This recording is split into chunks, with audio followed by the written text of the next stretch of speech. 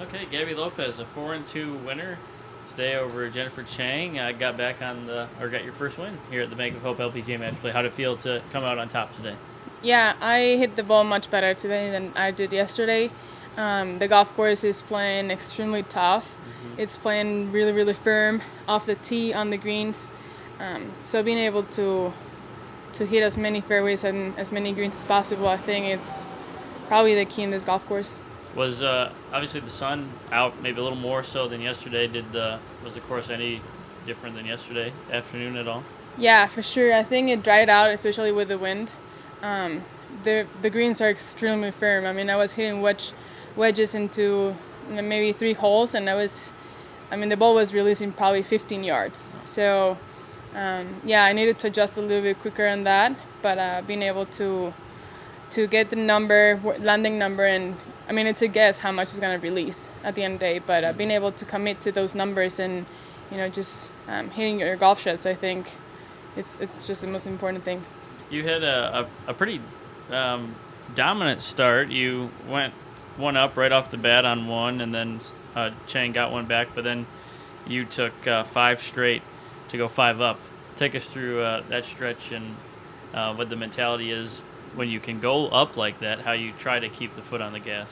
Yeah, I started hitting really, really good shots. I hit it to probably 5 feet, those 5 holes. Had an eagle on 7, which it was nice. And then on 8, I had a birdie chance from 4 feet. I just had, really good numbers. I guess at the end of the day, if you get the good number and the full shot to get enough spin to stop the ball on the green, and a good break, you get a little lucky to get it close. But yeah, I try to keep the gas pedal down, and I got myself in a little bit of trouble in the back 9. I was in the rough a couple of times, and being able to stop the ball from the rough, it's quite a challenge. And yeah, Jennifer hit a couple of good shots. I applaud her. She's a great player.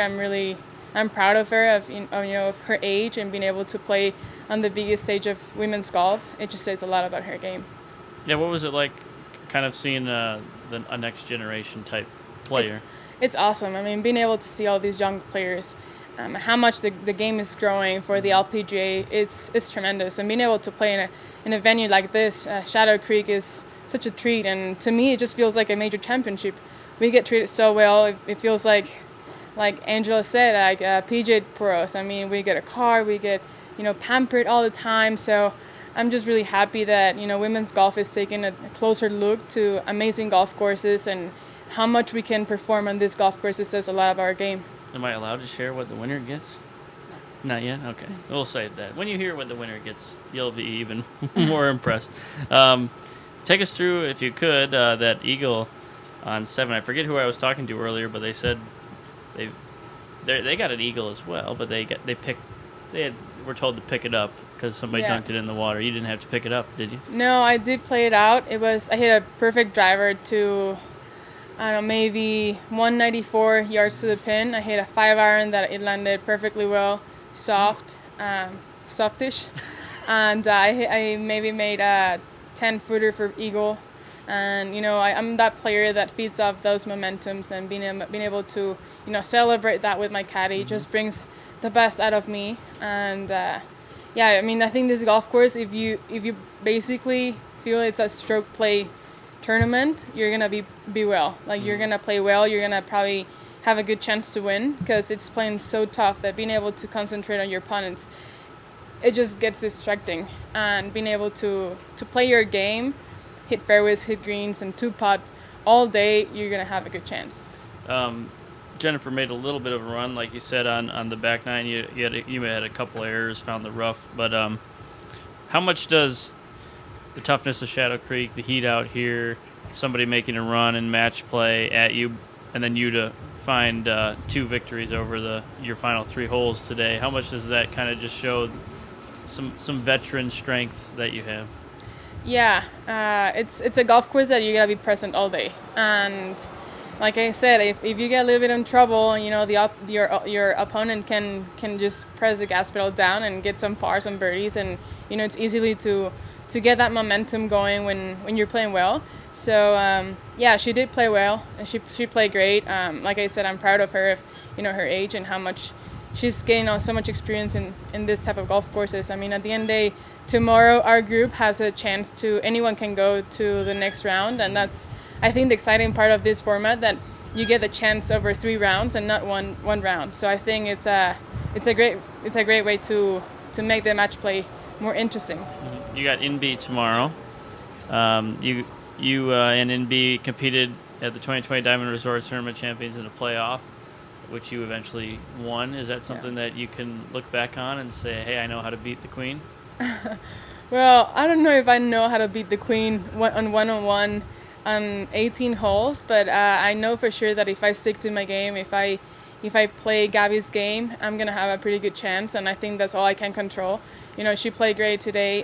Imbi probably, I don't know how much she won by, but she's playing great, and you can't expect anything from her. So being able to focus on my game and get my chances when I have them, and make some putts, I think that's all it takes. And like I said, tomorrow anyone has a chance, and I'm just gonna hope for the best for mine, and I'm gonna work, and I'm gonna play my best tomorrow. Yeah, you with a win, you or NB, you win, NB wins, and then depending on the outcome of the other match between Celine and Jennifer, Celine has a chance to join you or NB in a playoff. When you have that scenario, a win in advance kind of scenario, is that pretty pressure packed, or is it kind of free to know that you just go out and do your best? I think it just frees you up. I mean, especially to me, with so many possibilities and you not knowing exactly what's going to happen, because it's probably the worst thing in golf is assuming what's going to happen, the result, and you're in the over a putt and you're assuming that your opponent is going to miss it, and you just got to hope that she's going to make it, so you just make your stroke and make it, right? So I think assuming in this golf course, in this type of match play, it's probably just the worst thing you can do. And being able to, like I said, play your game, play your putts. You can't really hit a putt if you have to make it too strong, because you make the hole so small. So at the end of the day, it's hitting the right putt, hitting the right break, hitting the right speed, so you get the chance to make the ball in the hole, because it's hard out here, and you gotta play your own little battles. Nice. Gracias, Gaby. Thank you, guys. We get a couple. Thanks.